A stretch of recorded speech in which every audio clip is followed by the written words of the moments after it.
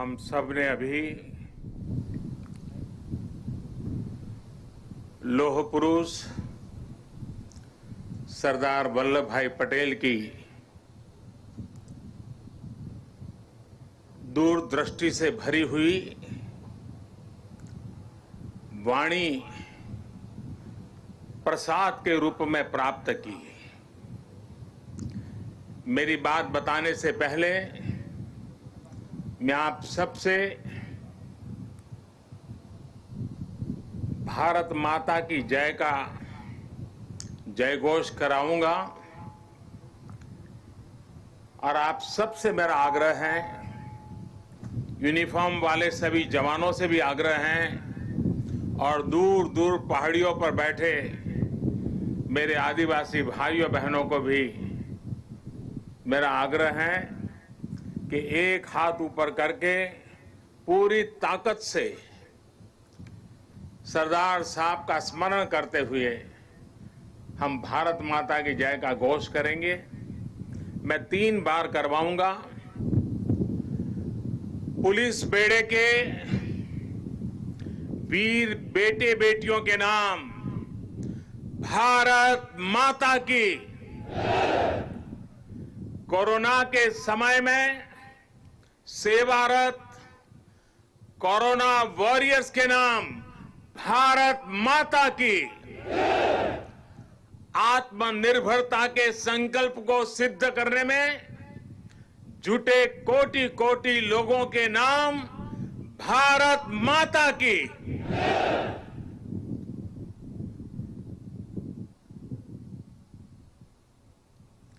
मैं कहूंगा, सरदार पटेल, आप लोग 2 बार बोलेंगे, अमर रहे, अमर रहे। सरदार पटेल, सरदार पटेल, सरदार पटेल।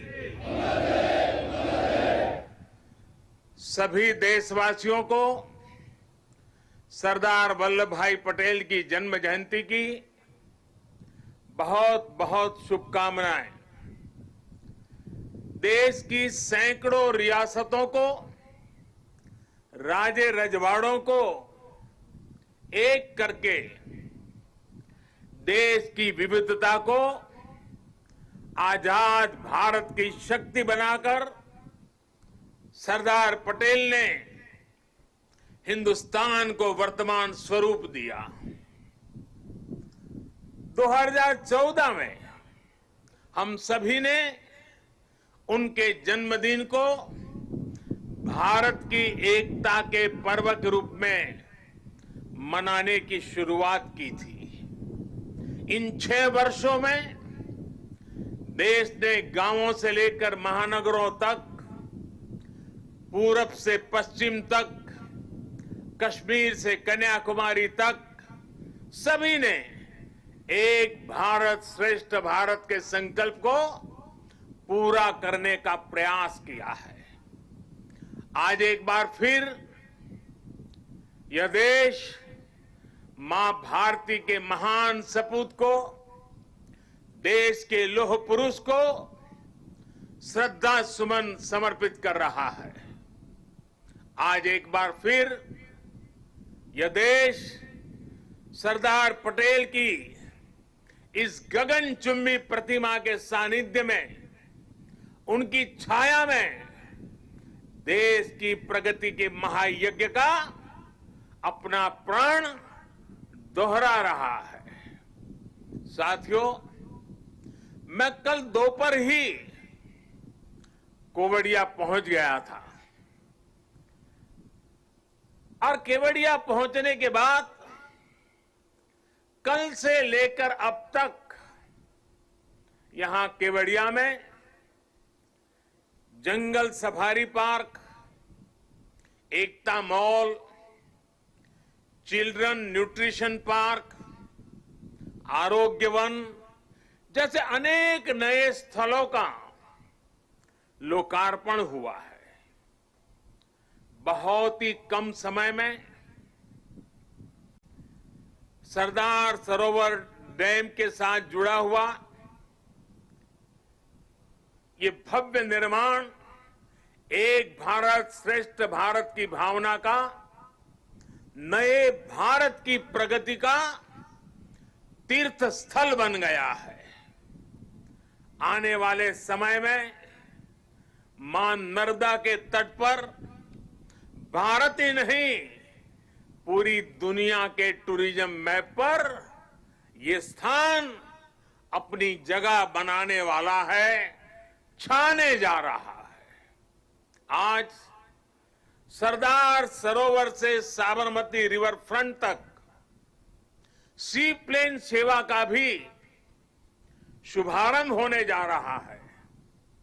ये देश की पहली और अपने आप में अनूठी सी प्लेन सेवा है। सरदार साहब के दर्शन के लिए, स्टैच्यू ऑफ यूनिटी को देखने के लिए देशवासियों को अब सी प्लेन सर्विस का भी विकल्प मिलेगा। ये सारे प्रयास इस क्षेत्र में पर्यटन को भी बहुत ज्यादा बढ़ाने वाले हैं।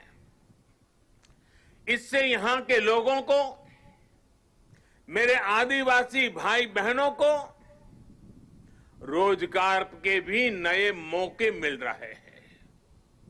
इन उपलब्धियों के लिए भी मैं गुजरात सरकार को, गुजरात के सभी नागरिकों को और सभी 130 करोड़ देशवासियों को बधाई देता हूं।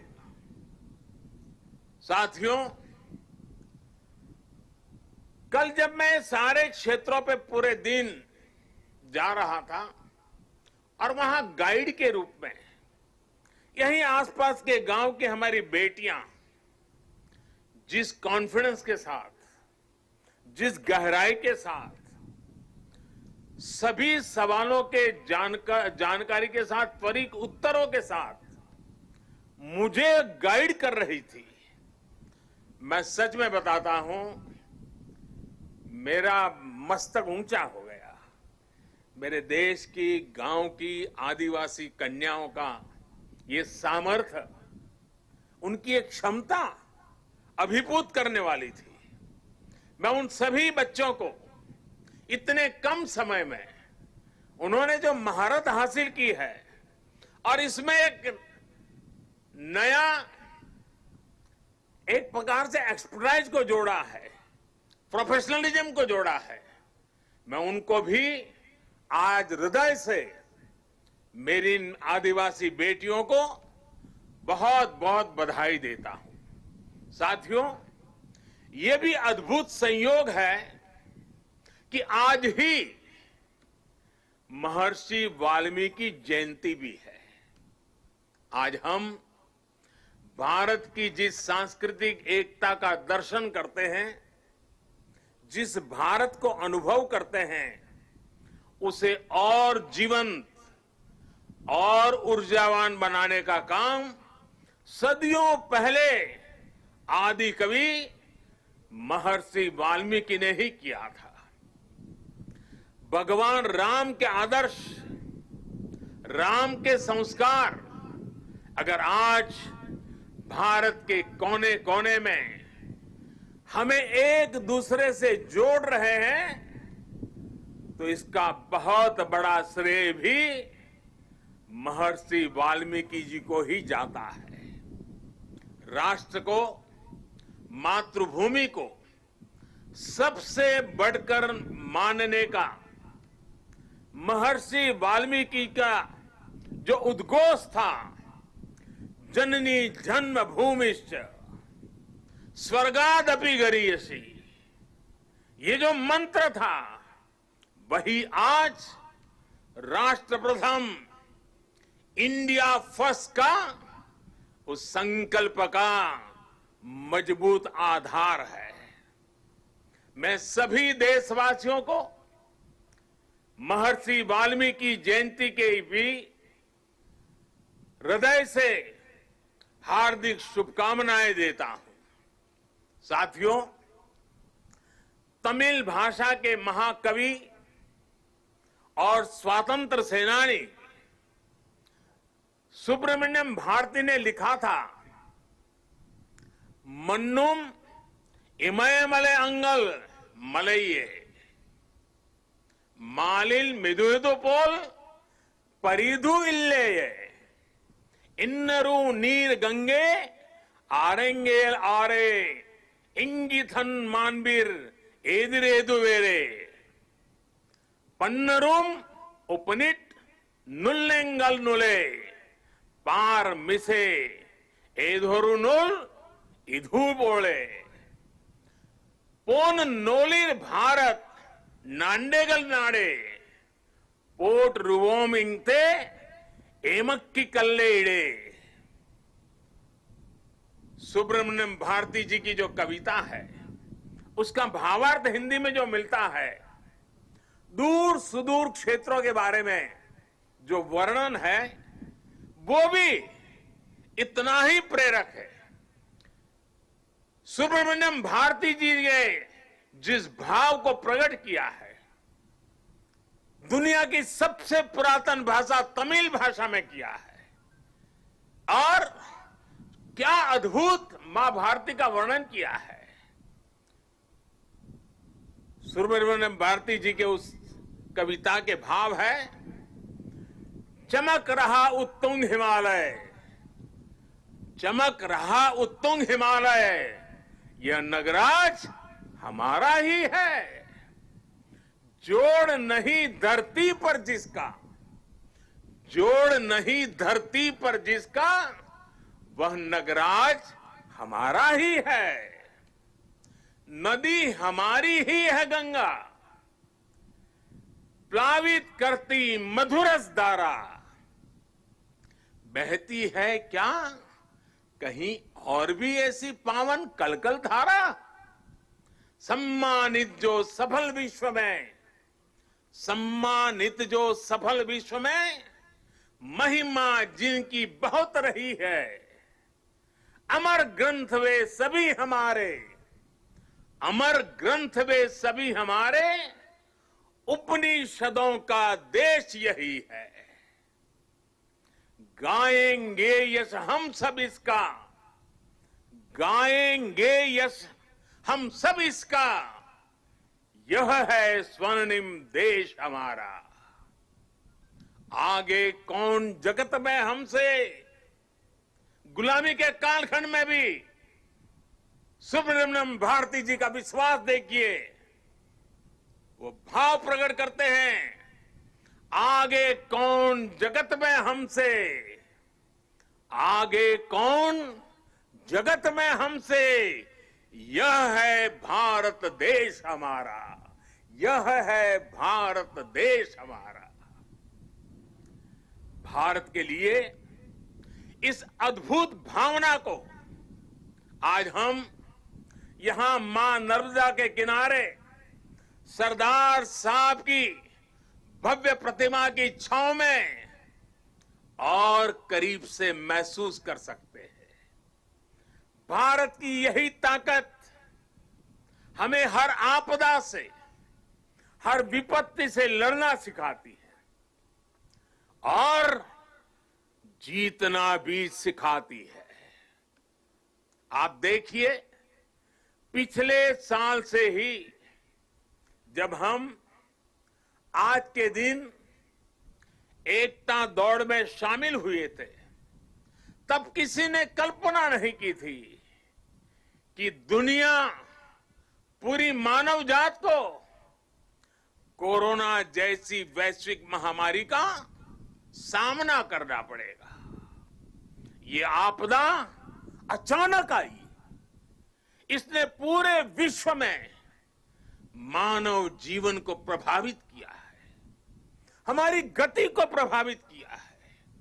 लेकिन इस महामारी के सामने देश ने, 130 करोड़ देशवासियों ने जिस तरह अपने सामूहिक सामर्थ्य को, अपनी सामूहिक इच्छा शक्ति को साबित किया है, वह अभूतपूर्व है।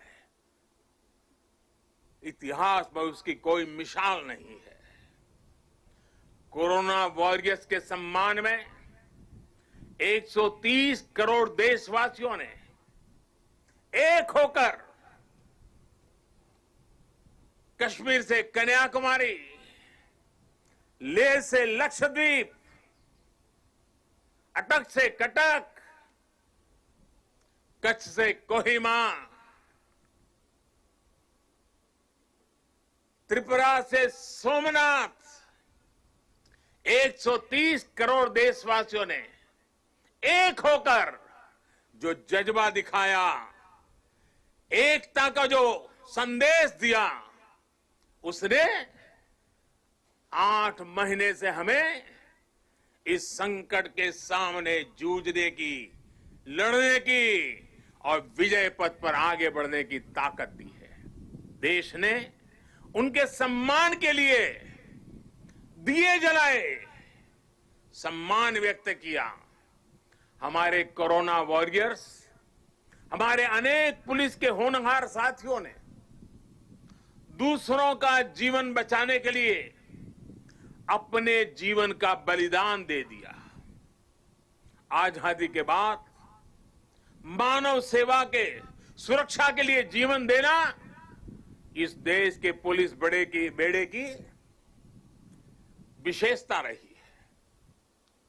करीब करीब 35,000 मेरे पुलिस बेड़े के जवानों ने आजादी के बाद बलिदान दी है, लेकिन इस कोरोना कालखंड में सेवा के लिए, दूसरे की जिंदगी बचाने के लिए मेरे पुलिस के बेड़े के जवानों ने, कईयों ने सेवा करते करते खुद को ही समर्पित कर दिया। इतिहास कभी इस स्वर्णिम पल को कभी भुला नहीं सकेगा और पुलिस बेड़े के जवानों को ही नहीं, 130 करोड़ देशवासियों को पुलिस बेड़े के वीरों के एक समर्पण भाव को हमेशा नतमस्तक होने के लिए प्रेरित करेगा। साथियों, ये देश की एकता की ही ताकत थी कि जिस महामारी ने दुनिया के बड़े बड़े देशों को मजबूर कर दिया, भारत ने उसका मजबूती से मुकाबला किया है। आज देश कोरोना से उभर भी रहा है और एकजुट होकर आगे भी बढ़ रहा है। ये वैसे ही एकजुटता है जिसकी कल्पना लौह पुरुष सरदार वल्लभ भाई पटेल ने की थी। हम सभी की ये एकजुटता कोरोना के इस संकट काल में लौह पुरुष सरदार वल्लभ भाई पटेल को सच्ची श्रद्धांजलि है। साथियों, विपदाओं और चुनौतियों के बीच भी देश ने कई ऐसे काम किए हैं जो कभी असंभव मान लिए गए थे। इसी मुश्किल समय में धारा 370 हटने के बाद, आर्टिकल 370 हटने के बाद कश्मीर ने समावेश का 1 साल पूरा किया। 31 अक्टूबर को ही, आज से 1 साल पहले ये कार्यरत हुआ था। सरदार साहब जीवित थे, बाकी राजे रजवाड़ों के साथ ये काम भी अगर उनके जिम्मे होता तो आज इतने साल आजादी के इतने वर्षों के बाद ये काम करने की नौबत मुझ पे नहीं आती। लेकिन सरदार साहब का वो काम अधूरा था।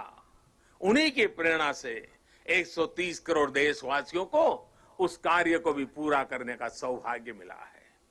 कश्मीर के विकास में जो बाधाएं आ रही थी, उन्हें पीछे छोड़कर अब कश्मीर विकास के नए मार्ग पर बढ़ चुका है।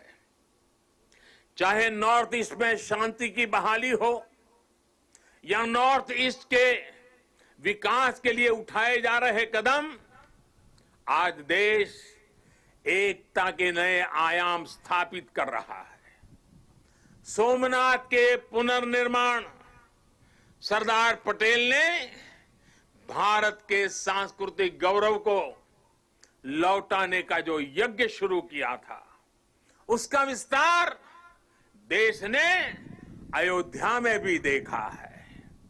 आज देश राम मंदिर पर सुप्रीम कोर्ट के फैसले का साक्षी बना है और भव्य राम मंदिर को बनते भी देख रहा है। साथियों, आज हम 130 करोड़ देशवासी मिलकर एक ऐसे राष्ट्र का निर्माण कर रहे हैं जो सशक्त भी है और सक्षम भी हो, जिसमें समानता भी हो और संभावनाएं भी हो। सरदार साहब भी कहते थे, और सरदार साहब के शब्द हैं, दुनिया का आधार किसान और मजदूर है। मैं सोचता हूं कि कैसे किसानों को गरीब और कमजोर ना रहने दूं, कैसे उन्हें मजबूत करूं और ऊंचा सिर करके चलने वाला बना दूं। सरदार साहब का ये सपना था, वो कहते थे। साथियों, किसान, मजदूर, गरीब सशक्त तब होंगे जब वो आत्मनिर्भर बनेंगे, और जब किसान मजदूर आत्मनिर्भर बनेंगे तभी देश आत्मनिर्भर बनेगा।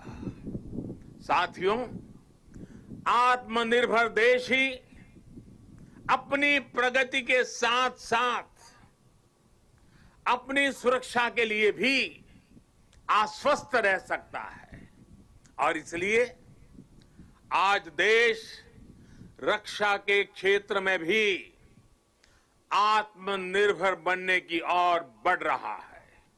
इतना ही नहीं, सीमाओं पर भी भारत की नजर और नजरिया अब बदल गए हैं। आज भारत की भूमि पर नजर गड़ाने वालों को मुंह तोड़ जवाब देने की ताकत हमारे वीर जवानों के हाथ में है। आज का भारत सीमाओं पर सैकड़ों किलोमीटर लंबी सड़कें बना रहा है, दर्जनों ब्रिज, अनेक सुरंगें लगातार बनाता चला जा रहा है। अपनी संप्रभुता और सम्मान की रक्षा के लिए आज का भारत पूरी तरह सज्ज है, प्रतिबद्ध है, कटिबद्ध है, पूरी तरह तैयार है। लेकिन साथियों, प्रगति के इन प्रयासों के बीच कई ऐसी चुनौतियां भी हैं जिसका सामना आज भारत और पूरा विश्व कर रहा है। बीते कुछ समय से दुनिया के अनेक देशों में जो हालात बने हैं, जिस तरह कुछ लोग आतंकवाद के समर्थन में खुल करके सामने आ गए हैं, वो आज मानवता के लिए, विश्व के लिए, शांति के उपासकों के लिए एक वैश्विक चिंता का विषय बना हुआ है। आज के माहौल में दुनिया के सभी देशों को, सभी सरकारों को, सभी पंथों को आतंकवाद के खिलाफ एकजुट होने की सबसे ज्यादा जरूरत है। शांति, भाईचारा और परस्पर आदर का भाव ही मानवता की सच्ची पहचान है। शांति, एकता और सद्भाव वही उसका मार्ग है। आतंकवाद, हिंसा से कभी भी किसी का कल्याण नहीं हो सकता। भारत तो पिछले कई दशकों से आतंकवाद का भुक्तभोगी रहा है, पीड़ित रहा है। भारत ने अपने हजारों वीर जवानों को खोया है, अपने हजारों निर्दोष नागरिकों को खोया है, अनेक माताओं के लाल खोए हैं, अनेक बहनों के भाई खोए हैं। आतंक की पीड़ा को भारत भली भांति जानता है। भारत ने आतंकवाद को हमेशा अपनी एकता से, अपनी दृढ़ इच्छा शक्ति से जवाब दिया है।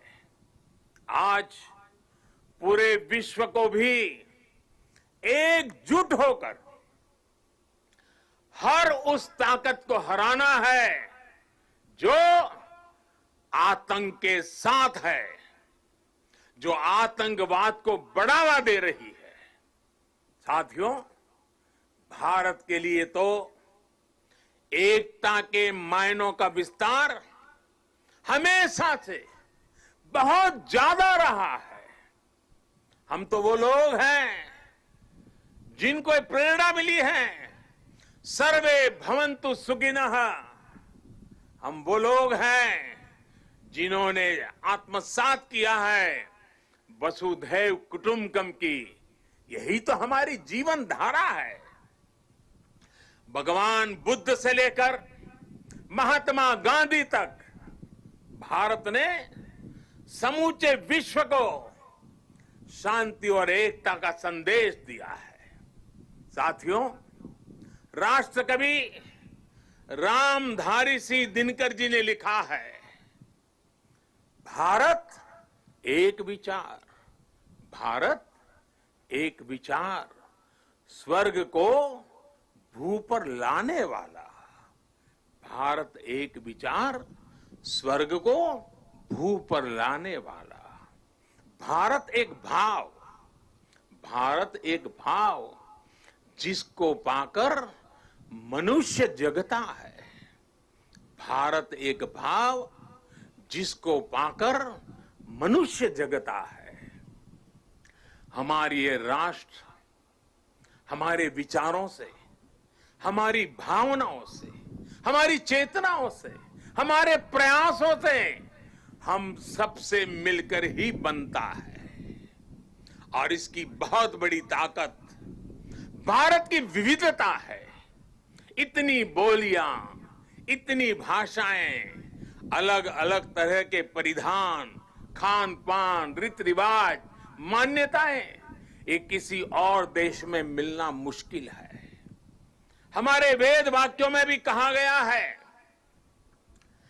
जन्म बिभ्रति बहुधा विवाचसम, नाना धर्माणम पृथ्वी यथोकसम, सहस्त्रम धारा द्रविणस्य में दुहा ध्रुवेव धनुरन प्रस्फुरंती।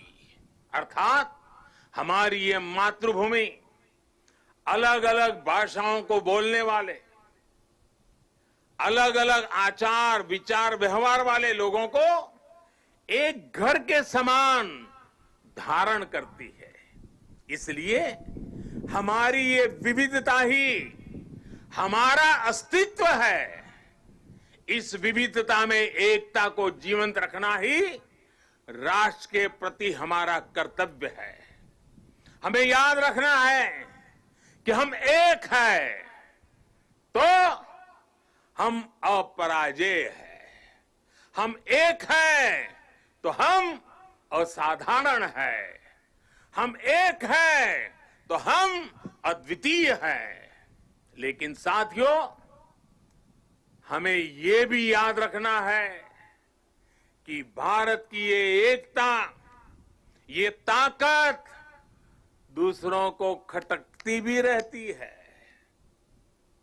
हमारी इस विविधता को ही वो हमारी कमजोरी बनाना चाहते हैं।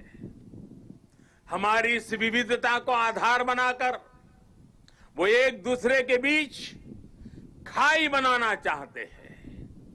ऐसी ताकतों को पहचानना जरूरी है। ऐसी ताकतों से हर भारतीय को बहुत ज्यादा सतर्क रहने की जरूरत है। साथियों, आज यहां जब मैं अर्धसैनिक बलों की परेड देख रहा था, आप सभी के अद्भुत कौशल को देख रहा था, तो मन में एक और तस्वीर भी थी। ये तस्वीर थी पुलवामा हमले की। उस हमले में हमारे पुलिस बेड़े के हमारे जो वीर साथी शहीद हुए, वो अर्धसैनिक बेड़े के ही थे। देश कभी भूल नहीं सकता कि जब अपने वीर बेटों के जाने से पूरा देश दुखी था, तब कुछ लोग उस दुख में शामिल नहीं थे। वो पुलवामा हमले में भी अपना राजनीतिक स्वार्थ खोज रहे थे, अपना राजनीतिक स्वार्थ देख रहे थे। देश भूल नहीं सकता कि तब कैसी कैसी बातें कही गई, कैसे कैसे बयान दिए गए। देश भूल नहीं सकता कि जब देश पर इतना बड़ा घाव लगा था, तब स्वार्थ और अहंकार से भरी भद्दी राजनीति कितने चरम पर थी। और उस समय उन वीरों की तरफ देखते हुए मैंने विवादों से दूर रह करके सारे आरोपों को झेलता रहा,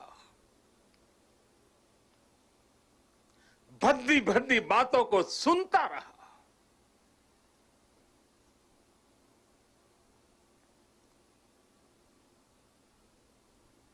मेरे दिल पर वीर शहीदों का गहरा घाव था, लेकिन पिछले दिनों पड़ोसी देश से जो खबरें आई है, जिस प्रकार वहां की संसद में सत्य स्वीकारा गया है, उसने इन लोगों के असली चेहरों को देश के सामने ला दिया है। अपने निहित स्वार्थ के लिए, राजनीतिक स्वार्थ के लिए ये लोग किस हद तक जा सकते हैं। पुलवामा हमले के बाद की गई राजनीति इसका बहुत बड़ा उदाहरण है। मैं ऐसे राजनीतिक दलों से, ऐसे लोगों से आग्रह करूंगा, और आज के समय में जरा विशेष आग्रह करूंगा, और सरदार साहब के प्रति अगर आपकी श्रद्धा है तो इस महापुरुष की इस विराट प्रतिमा के सामने से आपको आग्रह करूंगा कि देश हित में, देश की सुरक्षा के हित में, हमारे सुरक्षा बलों के मनोबल के लिए कृपा करके ऐसी राजनीति न करें, ऐसी चीजों से बचें।